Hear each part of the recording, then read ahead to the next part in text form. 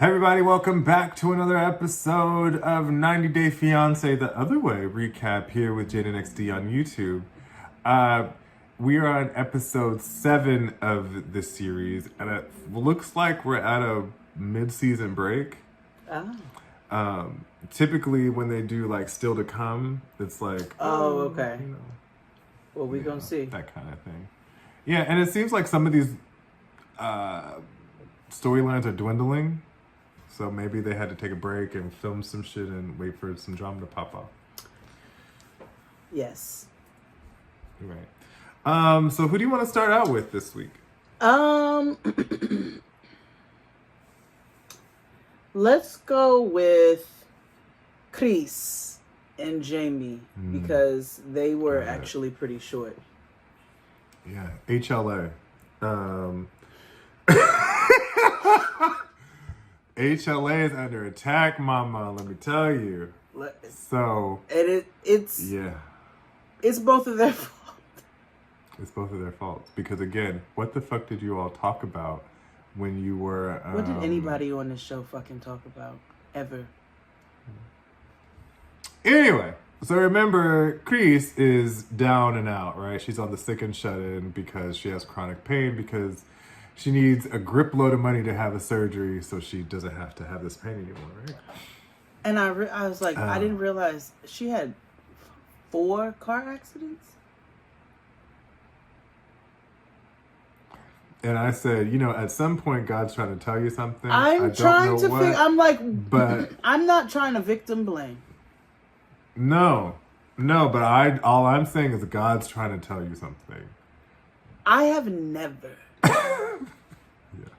I've been driving a long time, and I've not had 4 accidents in my life. Now, I'm not saying that there are not crazy ass people out there who do crazy shit. Mm-hmm. But 4 car accidents that put you in this level of pain? Is it you? How are you driving? I just wonder. And I wonder what it if you know what it means. So so the shot she got last week didn't work. Didn't work.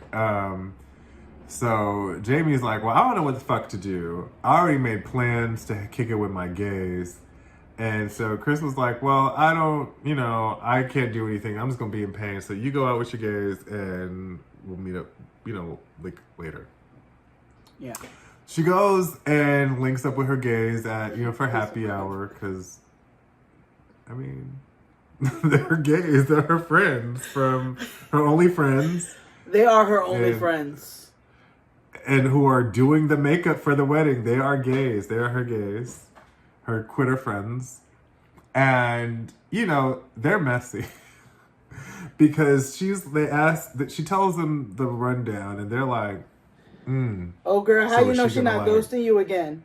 Yeah. And I was like, okay, hold on everybody. I was like, why? It escalated but again. Because if my homegirl came to me and told me this, my question to her would be, well, why would she lie about this very specific theft, this very specific reason for having to go back? And if the money is supposed to be money that we are supposed to be using for our lives, which again, I personally think that Spirit is telling her ass that is not why she's supposed to be using this money, but I digress. Use it to get the fucking bras in your neck so you can stop being in pain and stop funding why is this not automatically going to the surgery? Right, I don't understand. Jeymi won't understand. So, her gays, again, although now that I look at the preview, they're all right. Like, they're concerned about her ghosting and how this is making their friend feel. Because it's a lot. It's like, you have this 3-year relationship that you finally, are finally getting a chance to live with, but she can't enjoy the shit because she's in pain. So it's a strain on the relationship. Well, I don't. So she goes. Her homeboys encourage her that old girl might be ghosting her, and that they were like, oh well, it sounds like she don't want to commit to you. I was like, that's not what it sounds like at all. Right. And they don't believe her. That's the reason why she has to go back, and that's kind of where it left off with them. Yeah. That's all I got for them. Yeah. Let's go with Gabe and Isabel. Oh, Big Miles. Okay. Yeah. And Exhibit, apparently. So Gabe links with his only friend that happens to be in the building where he lives, named Trey, who looks like Exhibit. He actually just looks like a Standing Negro character that's supposed to be like the friend, like Standing Negro friend. He's like a black man on what's that thing the kids play, Fortnite or yeah, like he's Brock on Pokemon, that kind of thing. And so, they're shooting hoops and, being men and throwing testosterone around and all that good stuff.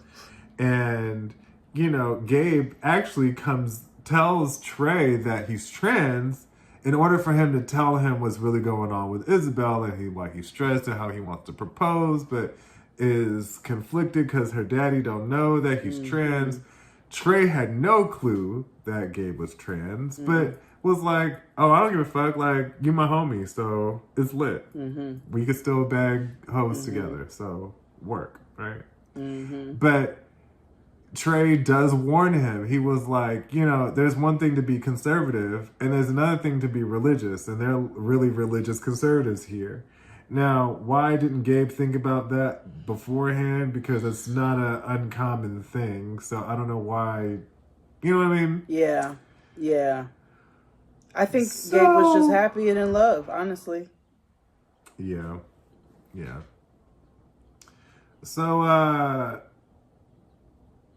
again, Trey warns him about coming out as trans for safety reasons. And, which is valid. I'm not of the trans experience, but I do know that there is dangers that await our brothers and sisters and friends of the non-binary. So I can imagine I can also imagine that's probably a really hard thing to grapple with, between being completely truthful about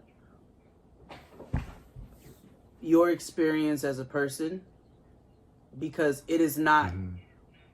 Being trans is not who you are, but you are of that experience. And so that comes with certain lived experiences that we don't understand, but also need to be empathetic and compassionate about. You know what I'm saying? And I don't personally see myself telling somebody of the trans experience that they should or should not move in a certain way. Because I feel like that is a very, very personal decision, about your life. Right. Yeah. It's rough. It's really rough stuck between a rock and hard place. Yeah. So they all go out, right? They go into Gabe and Isabel's favorite restaurant.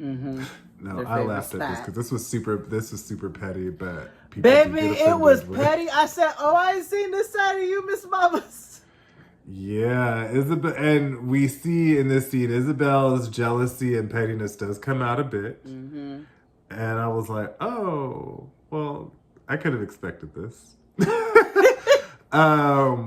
For reasons. So she thinks that Trey is bad news. She thinks he's a womanizer and yada, yada, yada. So she already has preconceived notions of Trey. So when they go out, everything is cool. And Trey be like, this is the spot that you and I go out. And Gabe was like, shut the fuck up. That was a lot too, though. Like, what was he doing? Again, Matt Sharp, I can tell when you're grasping for straws and you use guest cast members like Exhibit to bring the storyline. I was like, why is Sway going so hard about this being this spot? Caduceus' older brother, please. Hey. No, that's a throwback, Caduce, right? That is a throwback. That's very specific. Caduce with a Q, by the way. Yes, and I used to be in love with him too. I am not surprised one single bit by that. Of course, I was in like Caduce Justin Guarini phase. Like that was my thing. Of course, you were into Justin Niggas who didn't Guarini. wear shoes.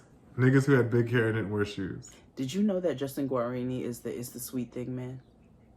Mm-hmm. The Dr. Pepper thing. It took me a while. Yeah, he talks about it because he goes on Kelly Clarkson's show quite often now. Oh yeah, because aren't they like besties? Yeah. They was on the same season. Yeah, top two. Wait, top two. and with Tamara Gray. Mm-hmm. Uh-huh. Yep. Top three. Mm-hmm. Icon. Broadway legend now. What? I know. Deserving of all the things. I know. Stand her.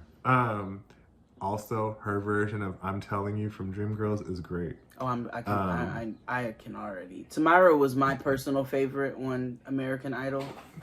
She was my pick for the win, but you know. And would have, and then Kelly Clarkson did "I Surrender" by Celine Dion, and kind of just. Kelly was good. Did you see the meme where they was like, not the meme, it was a tweet I think, where they said that Kelly Clarkson is the Adele we think. Yeah. Didn't hear a lie there. Didn't read a lie there.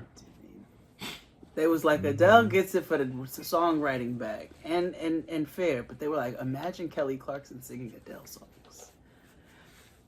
So that might get aggressive occasionally. Like, I don't think I want to hear Kelly Clarkson sing Set Fire to the Rain. I don't know. Mama sang My Boo by Ghost Town DJs the other day, and the shit was lit. Wait, what? You gotta watch Kellyoke, because she sings every episode. So, this is why I watch. Because Kellyoke. Yeah, it's Kellyoke, and she sings every episode. So, sometimes she did My Boo by Ghost Town DJs. She'll do, I like Kelly Clarkson. That's a white woman I like, her. and I'll say it. Mm-hmm. Yeah, same. Yeah, I like her. But she's great. Okay, you know what? Actually, she probably would tear Set Fire to the Rain up. Mm-hmm. Oh, can you imagine her singing "Rumor Has It"? Yeah. Mm-hmm. You're right. You see it. You see it. You see it. So, back to this shit here. So they're at the favorite spot, and he slips in like, oh no, we go here too, and they're like, shh. And Isabel's like, what's the secret? Secretos. She's like, tell me. Yeah, they may be like, I don't like, because y'all not gonna speak English in front of me, goddammit, and have me not understand. It's rude. But there wasn't really anything drama there. They just go to the same spot, and she's like, this is our spot. And he's like, okay, yeah, it is. And the big secret was, because I didn't know if they was about to talk, but they had some bitches at one point or something. But the big secret was that she is so jealous that she would not like it if they went there to hang out because that's their spot. Can't say what I want to say, but I expected that. Let's say that. Okay. All right. Well, yeah, I expected that. So the tension is thick, because she's flat out like, yeah, I don't really like you like that nigga, but, I think you're a bad influence. I think you're a bad person. I don't think you're good for him. And her best friend, Mateo, comes in. And Mateo, I cracked up because Mateo was like, well, what's going on here? Because it's clear something was... It's like, ¿Qué pasó? What's up? And, it felt like it was kind of a forced argument, like you said, from production. Because it blew over very easily and quickly. Yeah. But they get into the conversation that we talked about earlier about Gabe's trans experience and finding out that her father is not only really traditional and conservative, but also religious. And so they asked Gabe or asked Isabel what's going to happen if her father doesn't react favorably. Like, because that is something that she needs to start considering now. You don't wait until the reaction You need to, this is you all's lives. This is his livelihood. He moved here. So if you don't intend on standing firm in your relationship with your partner, then you need to let your partner know that it's something that you are considering, with them having adjusted and uprooting their entire life, business, and everything else in between. So they get on the road as a familia and go to see the parents for the weekend. And the greeting was lovely. Like, it's very clear that they think very highly of Gabe. They don't like her exes. They said they don't treat her right. They could tell they didn't love her right. And Gabe loves her right. And, you know, that is the most important thing to them, is how their daughter is being treated. And so they greet him with love. The daddy picks him up, you know, and all of that. But then they have the conversation about sleeping. And they're like, we're going to ask you all to sleep separately because you're not married. And, like, we're going to respect the crib and all that. And they was like, all right, bet. Wasn't no argument with that. They have a loving family dinner. And I appreciate the grandparents for speaking directly to the children and asking them how they feel about Gabe and their relationship with Gabe. And both of them speak favorably and highly. And it's just clear that he is very accepted in their family. Right. And they haven't, he hasn't told them yet, so we'll see next episode. Yeah. And that was them. Nicole, AI, and girls, because they weren't really that much different than what we normally talk about them. No, but I will tell you this. I had a conversation with a cab driver recently from Cairo. And I was asking him, you know, about the cultural differences and women going out. And he was like, the media spins shit. He was like, he was like, women be out, okay? They be smoking hookah and drinking coffee and hanging out, and don't let the media twist your thoughts. He's like, it is a very small and specific group of people where the women, you know, they're very strict, of the Muslim community. He was Muslim. I was like, are you Muslim? He was like, yes, I'm Muslim. And I was like, okay, it's not haram. He was like, no, it's not haram. He's like, they be out. And I was like, oh, okay, well, not on 90 Day Fiancé. Right.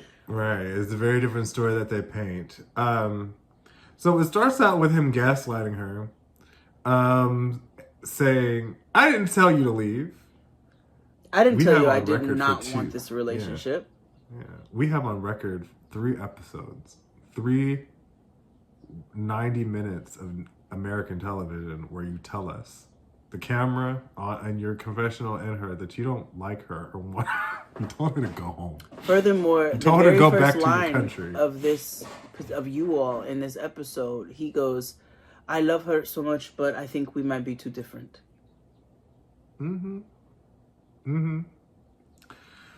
So they arguing and fighting because he's like, I just said things, those are words, they don't mean anything. And AI, Nicole GPT is like, everybody calm the fuck down. You can't say that shit to me. And I agree. Like, you're not gonna. I dislike her partially because I agree with her, and I hate that because yes, she's gotten herself into all these things, and 80% of this is her fault. Right?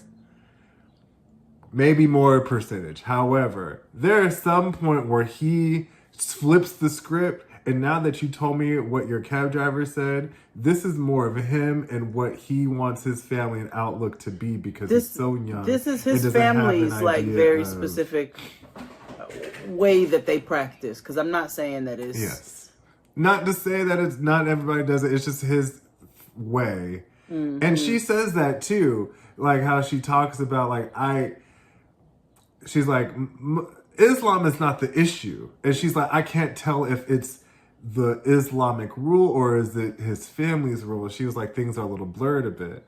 And that's because he don't communicate effectively. And I'm not talking about the language barrier. No. Like, y'all don't communicate effectively. And he especially does not. No, not at all. So while they try to make up, and they're late going to their uncle because their uncle has a factory and is about to manufacture some of the designs that they came up with. So they go over to the uncle's crib, and everything is cool. They ask about her designs. It's very Project Runway, you know, like, it's like cute.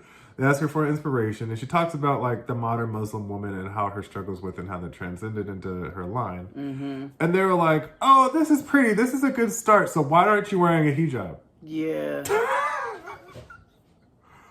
Like in the middle of the presentation, it was like, and then it goes into, well, why aren't you teaching her, Mahmoud? Well, why aren't you doing this? And it almost seems as like they're treating her as if she's not human. Yeah, and I understand that is also cultural, you know. She's especially uncomfortable because she's having a particular crisis of faith right now with the way that she converted so quickly and now realizing, like, I don't know. And she's saying it. She said, I don't know if it's Islam or if it's Mahmoud and his family. And she's like, and I don't want to be unfair and say that it's all of Islam, but I'm having trouble communicating that to him because I don't feel like he is going to receive that well. No. However, his uncle made up a valid point. He was like, she voluntarily converted to Islam. That's what I've been saying. She was, Mahmoud didn't tell her to convert. She did it. And because he was like, and if she didn't convert, it wouldn't even be a conversation. She could go on and live her life and have friends and drink hard seltzer, you know, and do what she wants. But because she made this commitment to Allah, this is what she got to do. And it was very much like, I've been saying that, girl. You shouldn't have, you should have done your due diligence before you up and did this. And you didn't. And you keep telling us you didn't. And I don't feel bad for you for that very specific reason. Because you was dizzy behind a nigga. And now you done got yourself in the craziest pickle. Period. That was him. Yeah. Rishi and Jen. So Indian Jesus and Walter Mercado. Walter Mercado! So this... This is how I know that there's a mid-season break, because of what happens in this episode and then what happened in the still to come premiere, because Mama had to essentially leave and come back. Spoiler alert. So I remember he put her through like wife hazing and shit, like wife training, family living. And while they're meeting up to chat, she realizes, oh, I don't want none of that shit. I don't want to live with his family in a box with a fox, with a cat or in a hat. On a plane. I will not do this traditional wife shit, Jen I am, okay? And, you know, she expresses that to him, like, I'm not doing that. When we got together, I was under the impression that we was gonna be Ike and Tina. It's gonna be Ike and Tina, not Ike and Tina and the Rockettes. And he had to eat that. He ate it. And so he goes, okay, all right. So give me this.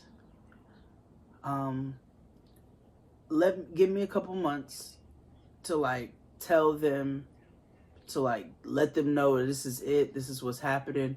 We not gonna live there, like, because that's big shit popping. Yeah. And so she's like, okay, you know, we'll just date for the next couple months. I thought it was 2. No, she said 4 because remember she had 4 months left on the visa. Or so she thought. In the beginning. Yes. And so she's like, okay, all right, as long, but don't play me. And he's like, no, like I'm gonna tell them, but you gotta the compromises. Please give me some time. Which, nigga, you had plenty time, but anyway. So this is where it gets hilarious. That immigration lawyer, baby, his confessionals were incredible. So she goes to the promo again. So she goes to the immigration attorney, and she's like, "My visa, I just saw it's ending soon, or some shit like that. Want to see what what I can do to figure out whatever. I want to stay, but I just realized, like, I'm not ready to get married in 30 days. So what can be done here?" Very American, right? Like, how can we negotiate? The nigga said, okay, so what we can do is send you back to your motherfucking country. And because it says right here in the text on the top of the paper right here. He says, "Can I see the visa?" She says, "Sure." He goes, okay, so this is a 1 entry visa. And she goes, he's like, "Right here, 1 entry visa." And she's like, "Okay, so how can I work around that?" "You can't. You go home." Right. And she was like, "Well, but how can I, like, what can I do?" He goes, "You can get married in 20 to 30 days here in India, or you can take your ass home." And then he gets in his confessional. He goes, "Is she crazy? What's wrong with her? This is some American craziness. Did she not read? The shit says it right motherfucking there. It's bolded, highlighted, underlined, and italicized." He was so annoyed. He was so annoyed with her. And I was annoyed because she kept telling Rishi when she finally told him, "I don't know why I didn't comb this more thoroughly." Girl, he looked at a PDF copy on your phone. It said, right here, it says, 1 entry visa. Yeah. 1 entry only. Admit 1. Admit 1. One time. Bitch, not more than that. No stamp to go back and forth. No. Is she mad? And in actuality, she only really had a week to get married because of all the paperwork it takes to get shit processed. And so she only had like 6 days. I know, but he said, he was like, "Girl, if it was in 20 to 30 days, I could work with you," but it's not. No, it's not. And while you sit up here talking about Kris and Jeymi, God is trying to tell you something. God is trying to tell her something. Because what the fuck, girl? And she said it. She was like, "This shouldn't be this hard. This should not. This is one thing after another. One of those very giant things being you moved there without looking at your visa. And number 2, you moved there without knowing that he did not tell his family that you all were in a solid relationship, that you are actually engaged. So yes, God is fully trying to tell your stupid ass something, because you ain't supposed to be here. And that nigga told you 4 different ways to take your ass back to Oklahoma. Yeah. And that was them. Yeah. So, before we go on, what were you saying about Rishi and Jenna? Oh yeah. So in the end, basically the lawyer tells her she's SOL. And so she meets up with Rishi, lets him know that she fucked up. And that they kind of break up. Kind of a little bit, but then they're like, "Well, let's see what's what." She's like, "I can't promise I'm gonna come back." I mean, and your boy is legit sad. Yeah, he's in love with that with Steven Tyler. He is. She looked like from Aerosmith. Yeah, she looked like they might make it work. And it sounds like to me that it's going to work, because it sounds like she goes back home and comes back and they shack it up together. Because we see in the preview him telling his mother and uncle, I think. Yeah, his uncle. Because his daddy passed away. Right. Telling them. And they was like, "How old is this bitch?"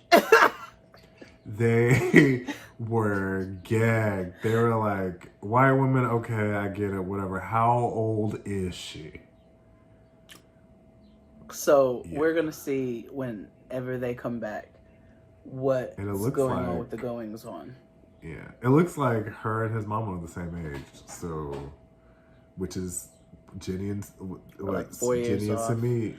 Yeah, No, like Jenny was she was legit older. AARP. Like, Yeah. Jenny, wasn't nothing happening with Jenny. Right. Well, that was them. Last but not least, though, Tanya Debbie McQuarrie. and Oussama. Oussama. Now, this was fucked up. However, I didn't disagree with him completely. No, it's just the way he did disagreed with how he did it. But wait, before you get to it, the opening song while the lady was making rugs. Oh God, hold on, where is it? I think I have it. Oh, I gotta go look through it in my Shazam thing because it showed up, and I was like, what is this? That was a lot of looming and shit. I was like, that's a lot of work. Them rugs they gonna sell for $3,000 at the West Elm. Exactly. Beautiful though, Gorgeous, and you can see the work put in. But me doing it, I think not. That's not my Literally ministry. never. Right. So, she's there and she's happy. And they're on the way. They're in the car leaving the airport, going to downtown because they're gonna stay downtown. Where they get to know each other better. Mm-hmm. And then they're going to go kick it with his family where he lives for a little bit, get to know them, and then get a crib on their own back downtown. Yeah. Sounds legit, right? However, Oussama feels as though staying with his parents for a while is ideal so she can have wife training. What it is to be a Moroccan wife. He is looking for, and I quote, half a Moroccan wife. That nigga said, he goes, I need you to be half Moroccan wife. Yeah. And she goes, what does that mean? I said the same thing. What the fuck does that What's mean? a half Moroccan wife? So Oussama wants to know that she can perform the duties, which seems to be a theme this season. And tells her like, yeah, we need to see what your cooking skills is like, and da-da-da-da. This season of hazing women, because that's exactly this season of 90 Day Fiancé, The Handmaid's Tale. Yeah. And she goes, the cooking's gonna be a challenge, but I'll try. Yo, this lady here be cracking. I said the same thing because I was like, oh, I know she had her slaves cook. Because she was like, well, what do you think about getting wine drunk and getting DoorDash? Mm-hmm. And he's like, no wine in the house. No. Haram. Mm-hmm. Right. And I get it, religious, that he doesn't want to disrespect. He was like, but when he does drink, he does it outside the home because he feels like when you bring alcohol and drugs inside the home, it taints it and all the good angels leave. Yeah. I was like, what? That nigga said, I'm going to go bring the demons up in somebody else's crib while I smoke and drink. Which, mood. Right. I will smoke and drink in other people's crib and mine. Oh, it's clean. It's clean. So, they get to downtown where they're staying and they get 2 rooms because it's illegal for them to share a room. Mm-hmm. And, Debbie's, without the and Debbie's cool with that, woman from the, from antebellum, she's like, I don't have time for all that. I love it. What? She's like, nigga, I'm tired. I've been traveling. I ain't trying to fuck you tonight. Yeah, no, I don't have time for that. And that hotel,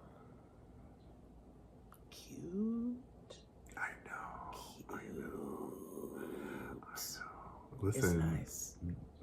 Mm-hmm. Now, they get dressed Debbie for Dunaway dinner. got a lot of money. You said what? Debbie Dunaway got a lot of money. She do. She do. Oh, they're gone from the wind checks. And I should have known when they got dressed for dinner and that bitch put on that giant lion necklace. Yeah. She put on that lion necklace. They look like those lions outside the Scientology. The cameras in the eyes. Yeah, it was so huge. It was big. It was like a rapper. But I know y'all shit on the lion. The lion's head was this motherfucking big on the necklace. And then it was like a big ass Cuban link chain. Yeah. I said, this is some nigga shit. Woo! Right here. Yeah. Woo, keep going. Right. So they're talking and chatting, and she's trying to find like the timeline of how long they're gonna be at his mama's house and shit like that. He's like, well, we can stay there as long as we want, because things are gonna be expensive, but we could just stay at my father's house and learn how to live and be, and then after 2 months you can go back home. And she's like, I'm sorry? And then he says, well, we have to be realistic. We need to get to know each other. And we can't decide to get married after 2 months. He was like, we need to live in that environment and see if it works out. And she's like, but we've been chilling and shit for 3 years. But he was like, yeah, but you were in America. I don't know you like that. And she was like, I'm upset, because I wish you would have told me this earlier. And he was like, but I needed to tell you this in person, because otherwise you wouldn't have digested this and you wouldn't have come and you would have hated me. And I sat there and I was like, this is one of those rock and hard place things. Because 2 things could be true at the same time. It's very fucked up that you did not communicate this to her, where she has shifted her life over, left America, 3-time war-winning country. No. That shit is funny. 3P, nigga, 3P. Back-to-back war champions. But she left that all behind for you. However, 5 motherfucking suitcases. And her foam rollers on top. And all the medications that Glaxo Wellcome has to offer. Was setting up for her family to take over her townhouse. And cussed out by her son. Yeah, all that. But again, she can't be too mad. And I don't think she is that mad because she stays, and clearly in what we see in the preview. Yeah. But it's like, girl, you were involved. You were 40 plus years older than this person. So clearly they have some sort of mental... He's not even 25, so we all know his prefrontal cortex is not developed. So he's all basing shit off of weird poetic emotion. This nigga already wants to run around and play a lute and fucking write poems and that's how he wants to live his life. He said that. Right. So anywho, that's how the episode ends, because she was like, I'm disappointed and I don't know, but we see that they still kick it and she still remains in well, she was big pissed, so I'm surprised. And how you gonna learn to be a wife at 80? She's 67, but still. You can't teach an old dog new tricks, so.